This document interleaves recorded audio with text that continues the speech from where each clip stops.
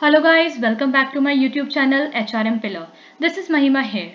So guys, today I'm going to discuss a very important topic, and the topic is related to latest amendments in paper 1 related to UGC NET exam. So guys yes, मैं अपने paper 1 की आज first video लेकर आई हूँ आपके सामने, and इसमें मैंने कॉमन वीडियो बनाई है सारे यूजीसी नेट एस्पायरेंट्स के लिए। एंड ये जो वीडियो है स्पेसिफिकली, जैसे मैंने पेपर 2 की स्पेसिफिकली एचआरएम की बनाई थी, वैसे ही मैंने ये कॉमन टू ऑल पेपर 1 जो कि सबके लिए कॉमन होता है उसके ऊपर ये वीडियो बनाई है। इसके अंदर I am going to discuss the latest amendments जो कि सिलेबस में हुए हैं यूजीसी नेट एग्जाम के। तो मैंने सोचा कि क्यों ना फर्स्ट वीडियो जो बनाई जाए पेपर 1 की वो लेटेस्ट अमेंडमेंट्स एज पर 2021 बनाई जाए, क्योंकि इससे काफ़ी लोगों को ये यूजफुल वीडियो होगी और काफ़ी लोगों को हेल्प मिल जाएगी कि कैसे आगे प्रिपेयर करना है। So guys, before starting the video please like my channel, share my channel and subscribe it. So let's get started.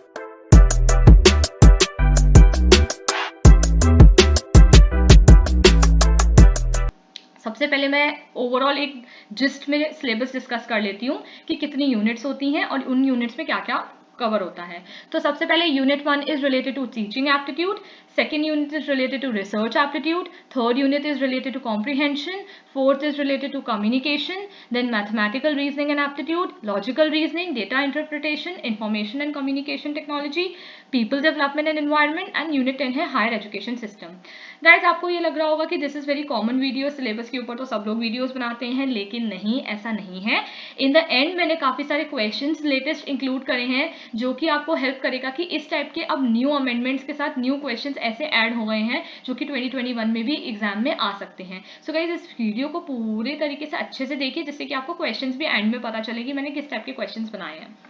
सो फटाफट स्टार्ट करते हैं यूनिट 1 से, that is related to teaching aptitude. अब मैंने जितनी भी इंपॉर्टेंट चीज़ें बोल्ड में इनको आइडेंटिफाई करने के लिए कर दी हैं, जिससे कि आपको ये ध्यान रहे कि आपको इन टॉपिक्स में से इन पर तो सबसे स्पेशली ध्यान देना ही है। सो फटाफट से टीचिंग में हमको पढ़ना होगा, उसके कॉन्सेप्ट्स होते हैं, ऑब्जेक्टिव्स होते हैं, लेवल्स ऑफ टीचिंग होती हैं, लर्नर्स के characteristics, factors which affect teaching, support material, instructional facilities, learning environment and institution. Methods of teaching में जो हायर इंस्टीट्यूशन में जो हायर लर्निंग होती है, जिसके अंदर हम स्वयं प्रभा, मूक, इसके ऊपर काफ़ी सारे क्वेश्चंस आते हैं। टीचिंग सपोर्ट सिस्टम में traditional, modern and ICT based के ऊपर बहुत क्वेश्चंस आते हैं। इवैल्यूएशन सिस्टम में हम क्या पढ़ेंगे कि एलिमेंट्स क्या हैं, टाइप्स ऑफ इवैल्यूएशन पढ़ेंगे। Types of evaluation is very very very important, इससे बहुत सारे क्वेश्चंस बनते हैं। कंप्यूटर बेस्ड टेस्टिंग्स, इनोवेशंस इन इवैल्यूएशन सिस्टम। तो ये था unit 1 teaching aptitude.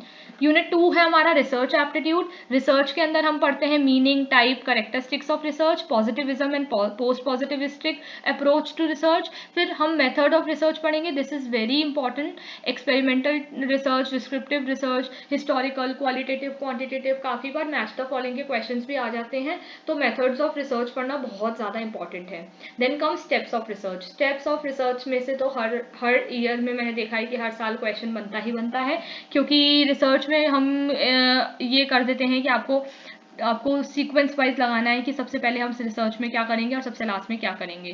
Thesis and article writing, format and styles of referencing, application of ICT in research and research ethic. Research ethic के ऊपर जो क्वेश्चंस आते हैं वो ऐसे आते हैं कि आपको चूज द करेक्ट स्टेटमेंट या चूज द रॉन्ग स्टेटमेंट करके चूज करना पड़ता है रिसर्च एथिक्स के बारे में, तो ये बहुत इंपॉर्टेंट है। तो ये था research aptitude unit 2। Then comes comprehension. Comprehension में मैंने ज़्यादा इंक्लूड नहीं किया है, क्योंकि इसमें क्या होता है कि हमें इसका कोई सिलेबस नहीं होता। इसमें बस आपको एक कॉम्प्रीहेंशन दी जाती है, बड़ी सी कोई यूनिक सा पैराग्राफ दिया जाता है और उसके ऊपर बेस्ड आपको क्वेश्चंस के आंसर सॉल्व करने पड़ते हैं by ticking the correct answer. But हाँ, मैंने कॉम्प्रीहेंशन को इसलिए अभी इंक्लूड करा कि मैंने सोचा कि आपको क्यों ना कोई एक टेक्निक्स बताई जाए, आपको क्यों ना कोई ऐसा शॉर्टकट मेथड बताया जाए, कोई ट्रिक बताई जाए जिससे कि आप कॉम्प्रीहेंशन आपके इजीली सॉल्व हो जाए और आप आंसर्स सही दे पाएँ। तो जैसे कि मेरा पहला पॉइंट है आइडेंटिफाई द कीवर्ड्स। आपको अपने कॉम्प्रीहेंशन में सबसे पहले तो उसको रीड करना चाहिए। कभी कभी क्या होता है, students always jump to the question and then they see the comprehension, that is very wrong. आपको पहले पूरा कॉम्प्रीहेंशन पूरा एक बार पढ़ना चाहिए, एक बार समझ में नहीं आया तो दूसरी बार पढ़ना चाहिए, क्योंकि जब तक आप कॉम्प्रीहेंशन को वेल वर्ड्स पढ़ेंगे नहीं, you will not be able to answer the questions. और फिर उसके बाद आपको कीवर्ड्स उसमें से आइडेंटिफाई करने की हाँ ये कीवर्ड्स हैं जिससे मुझे कुछ हेल्प मिल सकती है। आपको उस पैराग्राफ को समराइज करना पड़ता है, इतना टाइम नहीं होता है, बट आप थोड़ा थोड़ा अपने माइंड में समराइज ज़रूर कर सकते हो।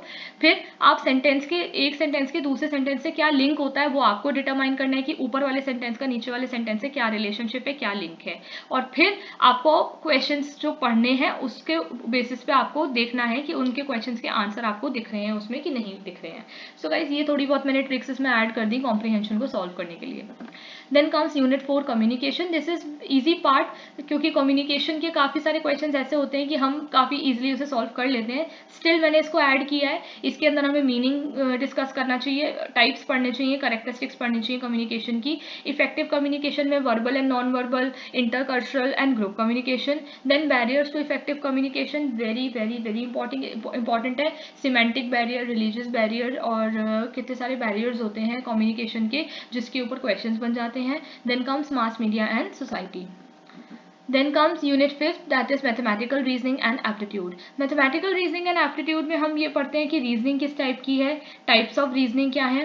टाइप्स ऑफ रीजनिंग के बाद हम पढ़ते हैं कि नंबर सीरीज है, लेटर सीरीज है, कोड्स एंड रिलेशनशिप्स हैं, असर्शन एंड रीजन के क्वेश्चन आते हैं, एंड मैथमेटिकल एप्टीट्यूड आता है जिसके अंदर आपके simple percentage, profit and loss and ऐसे टाइप के क्वेश्चन आ जाते हैं। Then comes unit 6, that is logic reasoning. This is the very important part of UGC NET exam paper 1, क्योंकि इसमें से काफ़ी ज़्यादा आपका स्ट्रेंथ के पेपर, जैसे अगर 50 आपके क्वेश्चंस टोटल आते हैं तो कम से कम इसमें से 5-6 तो बन ही जाते हैं क्वेश्चंस। अब इसमें क्या क्या आता है, आर्ग्यूमेंट्स आते हैं, स्ट्रक्चर कैसा होता है आर्ग्यूमेंट का वो डिस्कस करना होता है, मूड एंड फिगर बहुत इंपॉर्टेंट है। पॉलिसीज भी दो टाइप की होती हैं, फॉर्मल एंड इनफॉर्मल, ऐसी connotation and denotation of terms. Deductive and inductive reasoning is the most important topic you have to learn, because logic and reasoning में से डिडक्टिव एंड इंडक्टिव के ऊपर हर साल क्वेश्चन आता है और हर बार आएगा। Analogies is also very important. Venn diagram the most important. ये तो गाइज पूरा ही लॉजिक एंड रीजनिंग पूरा ही पोर्शन बहुत इंपॉर्टेंट होता है अगर पेपर 1 आपको पढ़ना है। इंडियन लॉजिक ही नया ऐड हुआ है, प्रमाण नए ऐड हुए हैं, and structure and kinds of अनुमान भी नए ऐड हुए हैं। प्रमाण में हम पढ़ लेते हैं perception, influence, comparison, verbal, implication and non apprehension. और स्ट्रक्चर्स एंड काइंड्स ऑफ किसके पढ़ने हैं, अनुमान, व्याप्ति एंड हेतुवाभास। अब आप गाइस टेंशन मत लीजिए, अभी आप थोड़ा सा ध्यान दीजिए कि क्या क्या टॉपिक्स हैं। मैं अपनी जो बात सेकंड वीडियो जो लेकर आऊंगी वो मेरी कंफर्म है कि मैं प्रमाण के ऊपर बनाऊंगी, क्योंकि मैंने बहुत लोगों से सुना है कि they are very confuse related to pramana, की प्रमाण होते क्या हैं और जो उनके डिफरेंट काइंड्स होते हैं उनके बीच में क्या डिफरेंस होता है, और एग्जाम्पल्स के थ्रू मैं उनको समझाने की कोशिश करूंगी। सो गाइज ये बहुत अलग टॉपिक है, ये बहुत न्यू टॉपिक है और ये ऐड हुआ है एज पर 2021 अमेंडमेंट सिलेबस। तो मैं प्रमाण के ऊपर जरूर डिस्कस करूंगी और अलग से वीडियो जरूर बनाऊंगी। उसके बाद यूनिट 7 आता है डेटा इंटरप्रिटेशन। डीआई के बारे में तो आप लोगों ने सुना ही होगा। Sources and classification of data पढ़ना होता है, quantitative and qualitative, graphical representation, फिर डेटा इंटरप्रिटेशन के क्वेश्चन आ जाते हैं और डेटा एंड गवर्नेंस हो जाता है। Then comes unit 8। यूनिट 8 में हम ICT that is information and communication technology पढ़ते हैं, वेरी इंपॉर्टेंट यूनिट। आईसीटी में जनरल एब्रीविएशंस बहुत जल्दी पूछ लिए जाते हैं, टर्मिनोलॉजीज पूछ ली जाती हैं, फुल फॉर्म पूछ लिए जाते हैं। बेसिक आना चाहिए हमें, इंटरनेट की नॉलेज के बारे में पता होना चाहिए, इंटरनेट पता होना चाहिए, ईमेल, ऑडियो वीडियो कॉन्फ्रेंसिंग के बारे में। अच्छा, अभी जो हायर एजुकेशन में हमने क्या डिजिटल इनिशिएटिव्स लिए हैं वो आपको पता होने चाहिए, जीके के करंट अफेयर्स, और आईसीटी एंड गवर्नेंस का क्या रिलेशनशिप है वो भी आपको पता होना चाहिए। Then comes unit 9, that is people development and environment. People development and environment में जो मोस्ट इंपॉर्टेंट जो नया टॉपिक है वो है millennium development goal and sustainable development goal. उसके बाद जो आता है वो आता है human and environment interaction. Then environment के क्या इश्यूज हैं, नेचुरल डिजास्टर्स एंड डिजास्टर के ऊपर काफ़ी क्वेश्चंस आ जाते हैं। काफ़ी सारे एनवायरमेंट रिलेटेड एक्ट्स हैं, जैसे कि environmental protection act 1986, national action plan on climate change, international agreement, और ये सारे जितने भी एग्रीमेंट और एफर्ट्स हैं उसको बारे में आपको पता होना चाहिए। लाइक फॉर एग्जांपल मैंने इंक्लूड किया है Montreal protocol, Rio summit, convention of biodiversity, Kyoto protocol, Paris agreement, international solar alliance. अगर आप करंट अफेयर्स पढ़ेंगे तो आपको बहुत ईजिली सारे प्रोटोकॉल्स पता होंगे। Then comes unit 10 that is higher educational system. इसके अंदर हम क्या पढ़ते हैं कि हायर लर्निंग में और हायर एजुकेशन जो एंशिएंट इंडिया में थी उनके कितने टाइप के इंस्टीट्यूशंस थे, इवोल्यूशन कैसे हुआ हायर लर्निंग का और रिसर्च का पोस्ट इंडिपेंडेंस इन इंडिया। उसके बाद टेक्निकल एजुकेशन, प्रोफेशनल एजुकेशन और स्किल बेस्ड एजुकेशन के बारे में पढ़ेंगे। देन हम पढ़ेंगे कि पॉलिसीज क्या हैं, गवर्नेंस क्या है और उनका एडमिनिस्ट्रेशन क्या है। ठीक है, तो ये हमारा यूनिट 10 हुआ, higher educational system. So guys ये तो पूरी यूनिट थी 1 से लेके 10 तक अमेंडेड सिलेबस, जो कि मैंने ये इंक्लूड किया। उसके बाद अब मैं क्वेश्चंस डिस्कस करना चाहती हूँ, लाइक आपको एग्जांपल देना चाहती हूँ। पहला क्वेश्चन है, which of the following concepts of Indian logic system denotes circumstantial implication. कौन सा ऐसा कॉन्सेप्ट है इंडियन लॉजिक सिस्टम में जिससे हमें ये पता चलता है कि सर्कमस्टेंशियल इम्प्लीकेशन आ जाती है, सर्कमस्टेंस से हमें पता चल जाता है। तो ऑप्शन 1 उपमान, ऑप्शन 2 अर्थपति, थर्ड इज अनुपलब्धि एंड फोर्थ इज प्रत्यक्ष। तो इसका आंसर है अर्थपति। हमें पहले से ही पता चल जाता है सर्कमस्टेंस क्या होने वाला है और उसका इम्प्लाई हम क्या करने वाले हैं। Second, movement of the face that convey emotional meanings are called. First option है डिस्प्ले, सेकेंड ऑप्शन है एम्ब्लेम, थर्ड ऑप्शन है आई कॉन्टैक्ट और फोर्थ है नन ऑफ द अबव। तो मूवमेंट जो हमारे फेस के होते हैं, वो जो कन्वे करते हैं हमारी फीलिंग्स, उसको क्या कहते हैं हम? डिस्प्ले।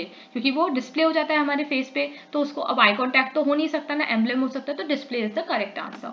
ये कम्युनिकेशन से लिया गया यूनिट 3 से। Which of the following periodical is specifically meant for publishing the research work? This is taken from research aptitude, that is unit number 2. Option है magazine, monograph, journal या book। कौन सी ऐसी चीज यूज होती है जिससे हम रिसर्च वर्क को पब्लिश करते हैं? जर्नल में पब्लिश करते हैं, तो option 3 is the right answer. Fourth question, instructional objectives are written for student and they state what the student is expected to do. तो objectives must be what? This is related to unit 1, that is teaching aptitude. Option number 1 is specific, second is observable, third is measurable, fourth is all of the above. तो इसका answer है all of the above. जो objectives है वो specific भी होने चाहिए, observable भी होने चाहिए, मेजर भी करना आना चाहिए, तो सारे ही आंसर सही हैं। फिफ्थ क्वेश्चन है, ERNET, that is EARNET, stands for what? ये मैंने आपको बताया था कि general abbreviations ICT, information communication and technology में से आ जाते हैं। तो इसका आंसर क्या है? ऑप्शन 1 है इंजीनियरिंग एंड रिसर्च वर्क, 2 है external and regulated network, third है educational and research work, fourth है नन ऑफ द अबव। तो EARNET का मतलब है एजुकेशनल एंड रिसर्च नेटवर्क, इसका आंसर। सो गाइज ये मैंने कुछ क्वेश्चंस आपके साथ डिस्कस किए हैं। अब मैं अलग से स्पेसिफिकली सारी यूनिट्स पे, टॉपिक्स पे वीडियो बनाऊंगी। मैंने सोचा कि क्यों ना, अगर मैंने पेपर 1 की वीडियो स्टार्ट करी है तो मैं उसको सिलेबस, अमेंडेड सिलेबस से ही स्टार्ट करूँ। So guys thank you so much for watching my video. I hope guys आपको मेरी यूनिट 1 की अमेंडेड सिलेबस की वीडियो अच्छी लगी होगी। आप प्लीज़ मेरे चैनल को सब्सक्राइब कीजिए, लाइक कीजिए, कमेंट कीजिए इफ़ यू वांट कोई अलग डिफरेंट टॉपिक पे अगर मुझे कोई वीडियो बनानी हो तो मैं ज़रूर, I will definitely make it. So till then, this is Mahima signing off from the video. Good bye.